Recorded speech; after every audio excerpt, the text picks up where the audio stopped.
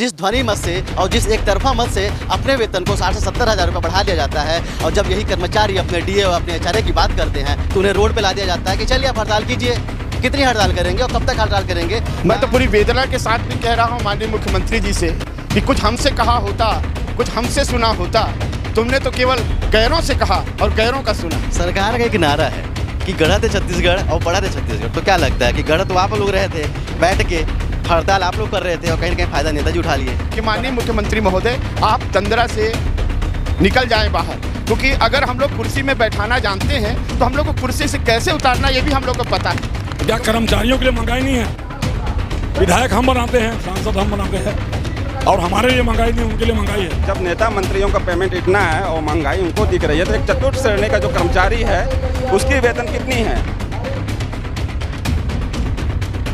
25 जुलाई को हमारे प्रदेश के पूरे कर्मचारी और अधिकारी संघ धरने पे बैठते हैं, जिसमें 82 संगठन शामिल होते हैं, और 20 जुलाई को हमारे प्रदेश से 90 लोग बैठते हैं, जिसमें से 60% जो 90 लोग बैठते हैं जो करोड़पति होते हैं, जो कहीं ना कहीं विधायक होते हैं और हमारे प्रदेश का नेतृत्व करते हैं। लेकिन एक बात है जो उस पूरे कार्यक्रम में निकल के आती है कि जो विधायकों का जो धरना होता है 6 दिनों का, उसमें उनका जो वेतन होता है लगभग 60 से 70 हज़ार रुपये बढ़ा दिया जाता है। और इसके साथ पे जो प्रदेश के 82 संगठन आंदोलन कर रहे हैं, जिसमें चपरासी से लेके एक राजपत्रित अधिकारी भी होता है, वो सब अपनी मांगों को लेके प्रदेशव्यापी हड़ताल पे हैं। लेकिन शायद जो हमारे प्रदेश के नेताजी हैं और विधानसभा बैठे हुए जो नेताजी और मंत्री जी हैं, शायद वहाँ तक इन जो अधिकारी हैं और जो प्रदेश के लगभग सभी जो कर्मचारी हैं जो पूरे जगह जगह पे धरने दे रहे हैं, उनकी आवाज़ हमारे प्रदेश के ना तो मुखिया को सुनाई दी, ना ही विपक्ष को सुनाई दी, और ना ही किसी विधायक को सुनाई दी।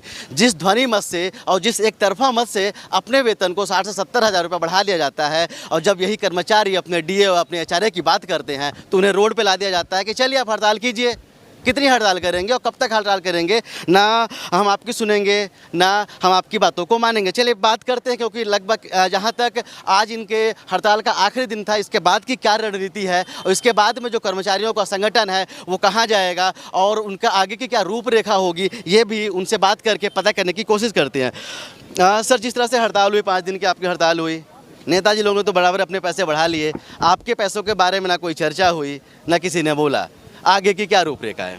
देखिए, यह पूरे प्रदेश के कर्मचारियों का और छत्तीसगढ़ का दुर्भाग्य है कि आज महंगाई भत्ते के लिए छत्तीसगढ़ के कर्मचारियों को आंदोलन करना पड़ रहा है। मुझे लगता है कर्मचारियों के इतिहास का यह एक काला अध्याय है, और जब माननीयों को अपने वेतन भत्तों और सुविधाओं में बढ़ोतरी करनी होती है तब वो 4 वर्ष के कार्यकाल में ही 2 बार उसकी वृद्धि कर लेते हैं, और हम 4 लाख 5 लाख की संख्या में हम जो कर्मचारी हैं उनको डीए के लिए तरसना पड़ता है।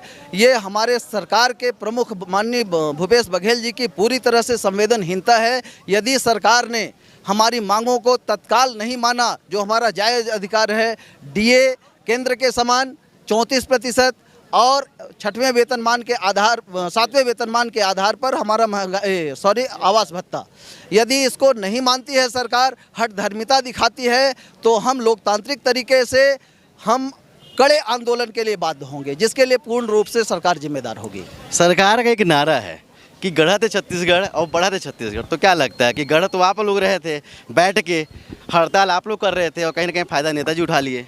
गढ़ा छत्तीसगढ़ हम कर्मचारी लोग हैं और बढ़त नेता लोग हैं सर। इससे मतलब फ़र्क यही है कि काम हम लोग ज़मीनी स्तर पे करते हैं और उसकी कहीं ना कहीं फ़ायदा गवर्नमेंट लेती है, जिससे हम त्रस्त हैं।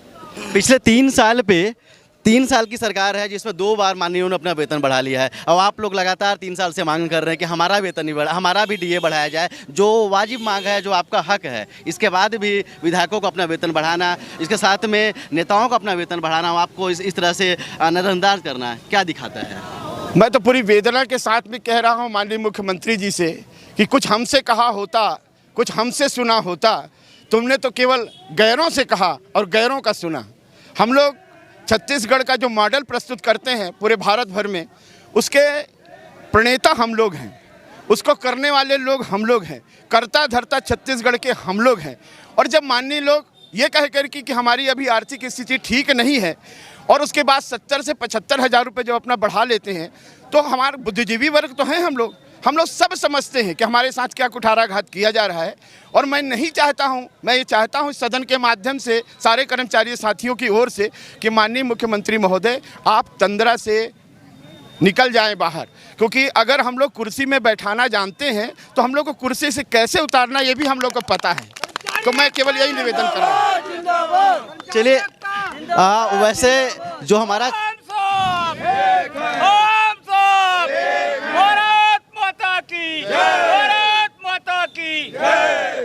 चलिए हमारा जो छत्तीसगढ़ है वो गवाह है जिस तरह से पिछले जोगी के शासनकाल पे जिस तरह से शिक्षा केंद्रों पर लाठीचार्ज हुआ था, इस तरह से और किसके बाद में किस तरह सत्ता का परिवर्तन हुआ था, इसके गवाह भी साक्षात हमारे प्रदेश के लोग हैं। एक चीज़ आपसे पूछना चाहता हूँ, 9 जनवरी 2020 को अनियमित कर्मचारियों के लिए एक आयोग कमेटी बनाई गई थी जिसमें बोला गया था कि उसको जल्द से फैसला लाके देना है और जो अनियमित कर्मचारी हैं उनको भी नियमित किया जाए। और शायद कहीं ना कहीं अनियमित कर्मचारी संघ भी आपके साथ में जुड़ चुका है। तो लगा 2 साल के बाद भी कोई संघ का नहीं बनना है, इसके बाद में कोई फैसला नहीं आना, क्या बताता है कर शासन कितना गंभीर है आप लोगों के मुद्दों पे? सरकार की ये फितरत है सर, ये हमेशा कोई भी मांगे अगर सरकार के सामने उठाई जाती है तो वो कमेटी बनाने की बात कहती है और लगातार कमेटी पे कमेटी ये बनाती चली जाती है, परंतु उसका निर्णय कभी नहीं आता है। परंतु 1 साल के पश्चात वो हमारे पास आकर के मांग करेगी अपने सत्ता में काबिज होने के लिए, और उस समय हम बताएंगे उनको कि कर्मचारी की वास्तविक ताकत क्या है, ये हम बताएंगे। 25 से 29 तक हड़ताल में थे सीएल लेके, और इसमें सरकार असंवेदनशील दिखी। अगर सरकार आज कोई घोषणा नहीं करती है तो हम लोग कर्मचारी हैं, सरकार के एक अंग हैं, हम लोग कभी नहीं चाहते कि हम रोड में आके हड़ताल करें। हमारे ही बाल बच्चे हैं। माननीय रविंद्र चौबे जी जो अभी पंचायत मंत्री बने हुए हैं, उन्होंने एक प्रेस विज्ञप्ति जारी की कि महंगाई के कारण हम विधायकों का वेतन बढ़ाए हैं। तो क्या कर्मचारियों के लिए महंगाई नहीं है? विधायक हम बनाते हैं, सांसद हम बनाते हैं, और हमारे लिए महंगाई नहीं, उनके लिए महंगाई है।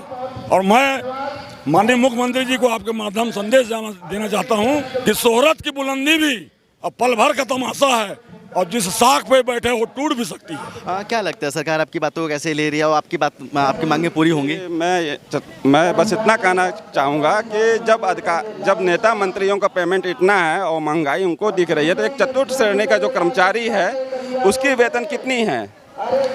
मुश्किल 15,000 से शुरू होती है। और इतनी 15,000 में चतुर्थ श्रेणी के कर्मचारी अपना घर, बच्चे, उनकी पढ़ाई लिखाई कैसे वो संभाल रहे होंगे? ना तो हमारा यानी कि क्या बोलते हैं HRA बढ़ रहा है और ना ही हमारा DA बढ़ रहा है और महंगाई आसमान छू रही है। चलिए आपने देखा कि किस तरह से कर्मचारियों पे, अधिकारियों पे एक आक्रोश है, और जिस तरह से हमेशा एक दांव खेला जाता है कि जब कर्मचारियों के पैसे बढ़ाने की बात होती है तो कहीं ना कहीं जो प्रशासन होता है वो कहीं ना कहीं आर्थिक तंगी का हवाला दे देता है कि हमारे पास बजट नहीं है, हमारे पास पैसा नहीं है। और जब वही बजट अपने ऊपर खर्चा करना होता है, अपनी सैलरी को बढ़ाना होता है, तो सरकार उसमें दौड़े भागे और कहीं ना कहीं तत्परता से अपने सैलरी को बढ़ाती है और अपने वेतन में वृद्धि करती है। तो कहीं ना कहीं जो असंतोष है वो साफ देखा जा रहा है कर्मचारियों के ऊपर में, और इसका क्या परिणाम होता है और आगे की रणनीति क्या होती कर्मचारियों की, ये देखना लाजमी होगा। कैमरामैन अखिल के साथ अब तक के लिए मैं सुनील शर्मा, जय हिंद।